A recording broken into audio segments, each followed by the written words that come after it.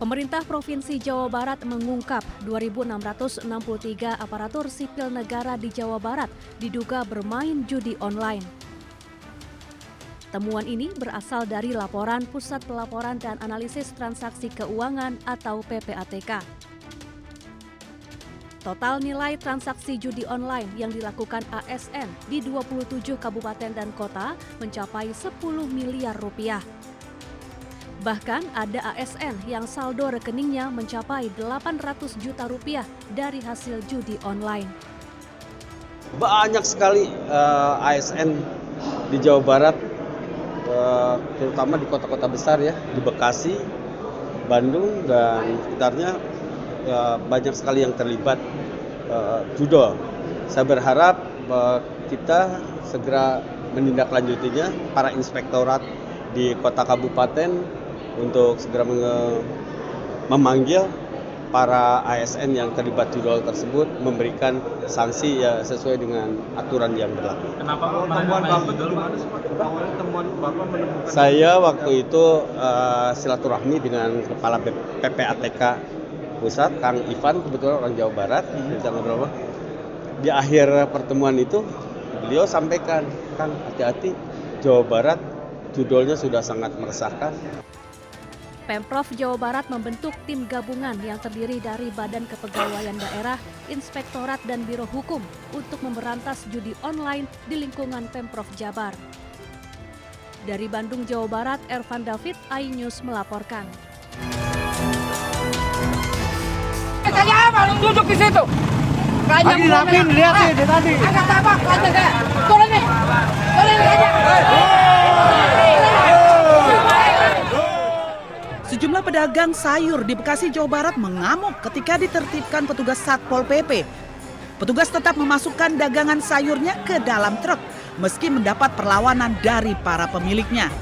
Pedagang yang terkena razia tidak terima dagangan mereka disita. Selain menimbulkan kerugian, pedagang juga menilai petugas yang melakukan razia bersikap arogan. Penertiban yang dilakukan petugas Satpol PP Kota Bekasi mulai gencar dilakukan sejak 2 pekan terakhir. Pedagang yang berjualan di Jalan Insinyur Haji Juanda atau depan Pasar Baru Kota Bekasi menyebabkan jalan tertutup sehingga menimbulkan kemacetan. Pemerintah setempat telah berupaya menertibkan dengan merelokasi ratusan pedagang ke tempat lain. Namun karena alasan sepi pembeli, para pedagang akhirnya kembali membuka lapak di lokasi yang berpotensi mengganggu ketertiban. Mana Bang? Pembelinya juga masih berkurang. Nah, kalau Abang sendiri sebagai pedagang kaki lima gini di pasar, sebenarnya setuju nggak sih direlokasi sebenarnya? Sebenarnya setuju aja, tapi pada tempatnya Bang. Tempatnya kan kurang memadai dia. Di atas ya? Karena fasilitasnya kan masih kurang. Sejak 2 pekan terakhir ini, pihak Pemkot Bekasi melakukan relokasi para pedagang kaki lima di Jalan Juanda, Kota Bekasi ke area Pasar Baru. Hal ini dilakukan lantaran para pedagang yang berjualan selalu menutup jalan dan banyak dikeluhkan oleh masyarakat.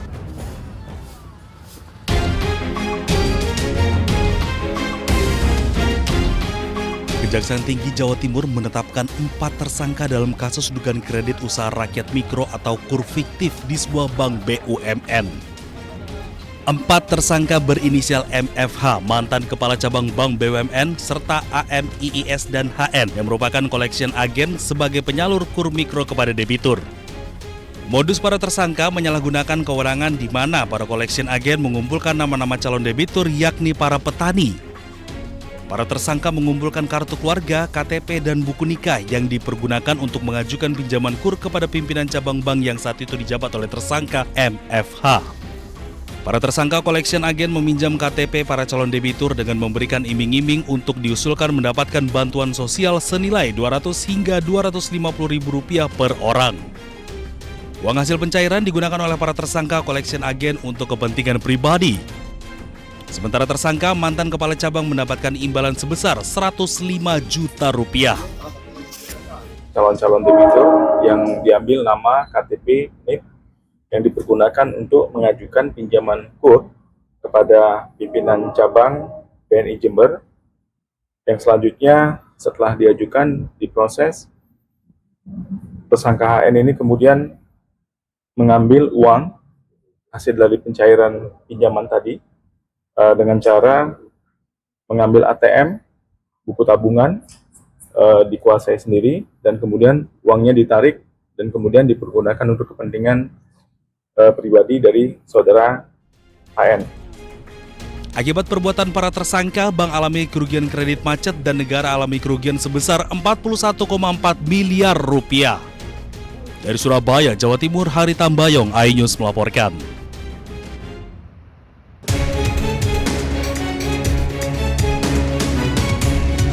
Cegah praktik prostitusi terselubung berkedok warung, petugas gabungan Satpol PP Sidoarjo bersama TNI Polri mengoptimalkan razia prostitusi ke sejumlah warung kopi dan karaoke tak berizin di pinggiran kota Sidoarjo, Jawa Timur. Sejumlah wanita yang menyediakan jasa prostitusi berhasil terjaring razia di 3 kecamatan di wilayah Sidoarjo. Para wanita penghibur itu menyamar sebagai pelayan warung yang kemudian menawarkan jasa prostitusi ke pengunjung warung kopi. Dalam razia itu, petugas juga menyita belasan botol minuman keras beralkohol yang dijual tanpa izin. Sejumlah wanita yang terjaring razia itu dilakukan tes darah oleh petugas dinas kesehatan sebelum dipulangkan paksa ke daerah asal.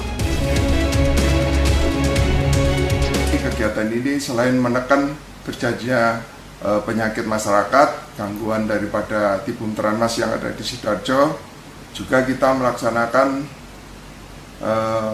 untuk pencegahan terhadap berkembangnya penyakit menular yaitu HIV/AIDS, yang mana diduga bahwasanya penyebaran penyakit adalah di titik-titik yang menjadi tempat prostitusi.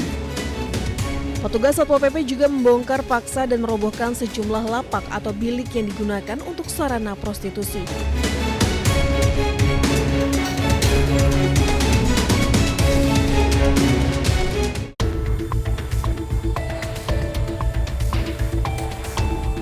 Aksi pencurian sepeda motor dilakukan DNR di sebuah angkringan di Jalan Papandayan, Semarang terekam CCTV.